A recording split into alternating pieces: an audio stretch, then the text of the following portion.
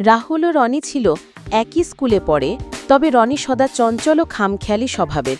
রাহুল বরাবরই শান্ত ও পড়াশোনায় মনোযোগী ছেলে।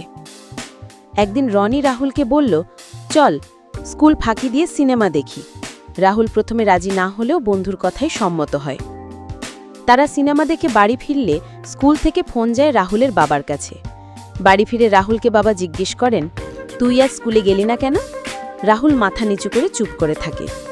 পরে স্কুলে জানা যায় রনি ক্লাসেও গোলমাল করেছে আর রাহুলের নামে দোষ দিয়েছে। শিক্ষক রাহুলকে ডেকে বলেন, তুমি যে এমন বন্ধুদের সঙ্গে ঘুরছ, তাতে তোমার ভবিষ্যৎ নষ্ট হবে। সেদিন থেকেই রাহুল বুঝতে পারে বন্ধু সেজে রনি আসলে তার ক্ষতিই করছে। সে রনির সঙ্গে কথা বলা বন্ধ করে নিজের পুরনো বন্ধু জয়ন্তর সঙ্গে সময় কাটাতে শুরু করে।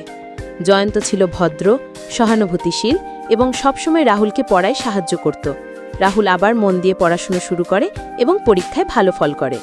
রাহুল উপলব্ধি করে, বন্ধু মানে সেই যে তোমার পাশে থাকে ভালো হওয়ার পথে। শেষে রাহুল শিখে নেয়, জীবনে সফল হতে চাইলে প্রকৃত বন্ধুকে চিনে নেওয়াটা সবচেয়ে জরুরি। ভিডিওটা ভালো লাগলে লাইক এন্ড সাবস্ক্রাইব করুন।